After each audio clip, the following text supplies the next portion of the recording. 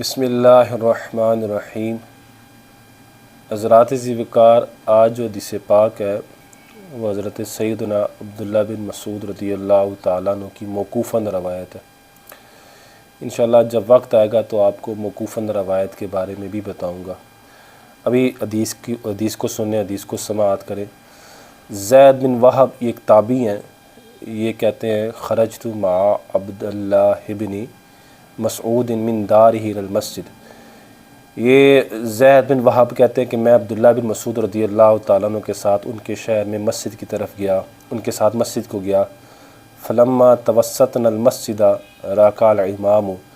تو جب ہم مسجد میں داخل ہوئے تو مسجد کے درمیان میں بھی ہم پہنچے ہی تھے کہ امام نے رکوع کر دیا۔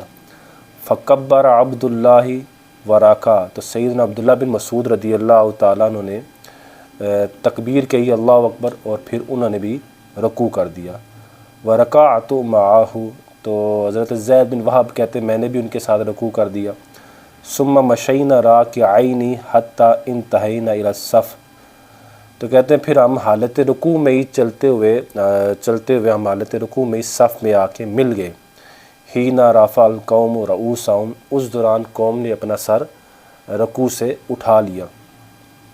فلما قضى الامام الصلاۃ، تو جب امام نے نماز کو مکمل کر لیا، قمت وانا ارى انی لم ادرک، تو زید بن وہب کہتے ہیں کہ جب امام نے نماز کو مکمل کر لیا تو میں یہ گمان کرتے ہوئے کہ شاید مجھے وہ رکعت نہیں ملی، تو میں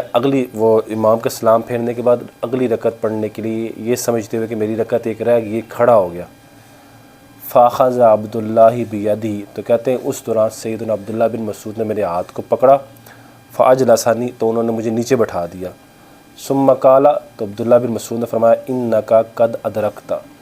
تو آپ کہتے ہیں عبداللہ بن مسعود نے مجھ سے فرمایا کہ تحقیق تجھے نماز پوری مکمل مل گئی ہے، یعنی تجھے وہ رکعت جس رکعت میں ہم نے رکوع کیا ہے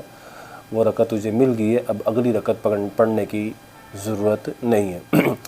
اتنی سی حدیث پاک حضرات ذکر، یہ سنن بہقی شریف میں موجود ہے اور صحیح سند کے ساتھ موجود ہے۔ اور حضرات ذکر اس حدیث سے تین باتیں ہمیں معلوم ہوئی۔ ایک بات تو یہ کہ جیسے کہ میں نے ماقبل ویڈیو میں بھی بتایا تھا کہ امام جب رکوع میں ہو تو سنت کریمہ یہ ہے کہ پھر وہ کیا کرے کہ مسجد میں آنے والا وہ اگر صف میں مل سکتا ہے تو صف میں مل کے رکوع کرے، وگرنہ وہ پیچھے ہی رکوع کر دے، اور رکوع کرنے کے بعد چلتا ہوا وہ صف کے اندر آئے، جیسے کہ میں نے پچھلی ویڈیو میں بھی اس کی وضاحت کی تھی اور اسی موضوع پر وہ ویڈیو بنائی تھی۔ تو وہ چلتا ہوا رکوع کے اندر آ جائے تو یہ کوئی تعجب والی بات نہیں ہے، نہ اس کو حیران کن نظروں سے ایسے شخص کو دیکھنا چاہیے نا۔ تو اگر کوئی ایسا کر بھی دیتا ہے، برکیف ایسا کوئی کرتا نہیں ہے وہ، کیونکہ لوگوں دین کے شعور سے لوگ ناواقف ہیں، دین کی معلومات سے لوگ ناواقف ہیں، اس بنا پر وہ صف میں آتے ہیں۔ حالانکہ سنت کریمہ یہ ہے کہ اگر پیچھے امام نے رکوع کر دی تو پیچھے ہی، اگر آپ صف میں نہیں پہنچ سکتے تو پیچھے رکوع کر کے چلتے ہوئے آگے آئے۔ ایک تو یہ مسئلہ ذاتی ذکر جو پچھلے ویڈیو میں بھی اس کی وضاحت کر دی۔ دوسرا ذاتی ذکر، اس حدیث پاک سے ہمیں یہ پتہ چلا کہ جو امام کو رکوع میں پا لے تو اس کو وہ رکعت مل جاتی ہے، تو اس کو اب اس رکعت امام کے سلام پھیرنے کے بعد وہ رکعت دوبارہ پڑھنے کی ضرورت نہیں ہے۔ عبداللہ بن مسعود نے زید بن وہب کو یہی سمجھایا تھا کہ آپ کو وہ رکعت مل گئی ہے جو حالت رکوع میں ہم نے پائی ہے۔ اسی طرح حضرات ذکر، یہ حضرت عبداللہ بن عمر رضی اللہ تعالیٰ عنہ کی روایت ہے۔ حضرت عبداللہ بن عمر فرماتے ہیں کہ سنن بہقی شریف میں بھی سنن بہقی شریف میں یہ روایت موجود ہے۔ حضرت عبداللہ بن عمر رضی اللہ تعالیٰ عنہ، یہ بھی صحابی رسول ہیں، یہ فرماتے ہیں من ادرک الامام راکعا، جس شخص نے امام کو رکوع میں پایا، فرکع قبل ان یرفع الامام راسہ، تو اس شخص نے امام کے سر اٹھانے سے پہلے رکوع کر دیا، یعنی امام کے سر اٹھانے سے پہلے وہ امام کے ساتھ رکوع میں مل گیا، فقد ادرک تلک الرکعۃ، تو تحقیق اس کو یہ رکعت مل جائے گی۔ تو خلاصہ کلام ذاتی ایک اس دوسرے مسئلے کا یہ نکلا کہ اگر کوئی شخص امام کو رکوع میں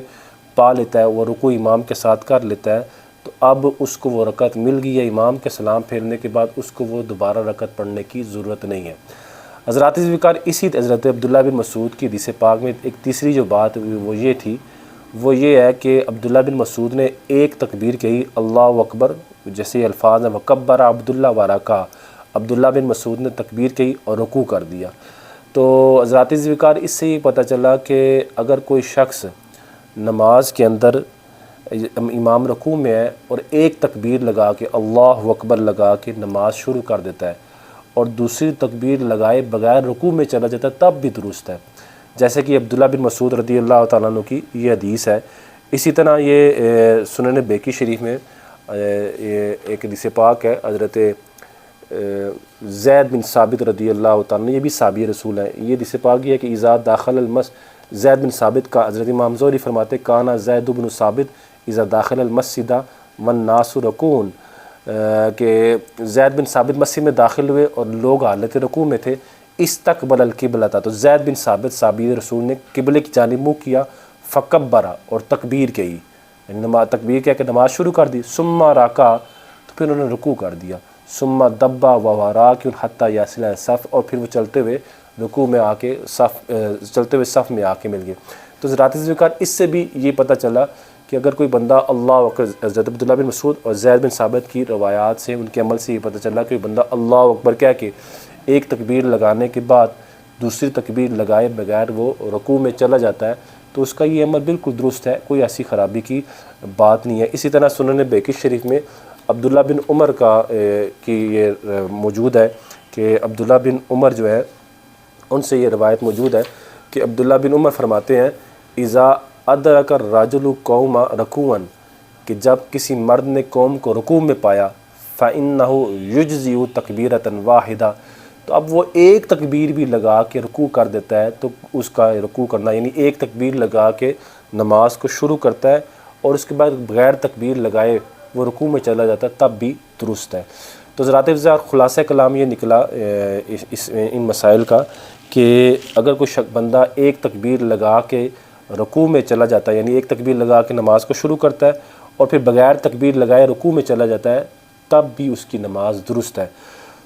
بعض محدثین حضرات ذوالفقار یہ فرماتے ہیں کہ وہ دوسری تکبیر بھی لگائے، یعنی ایک تکبیر سے نماز شروع کرے اور دوسری تکبیر سے وہ رکوع میں جائے۔ اگر کوئی ایک تکبیر لگا کے رکوع میں چلا جاتا ہے تو بالکل یہ درست ہے، اور اگر کوئی ایک تکبیر لگا کے نماز شروع کرتا ہے اور دوسری تکبیر لگا کے وہ رکوع میں جاتا ہے تو یہ بھی حضرات ذوالفقار عمل درست ہے۔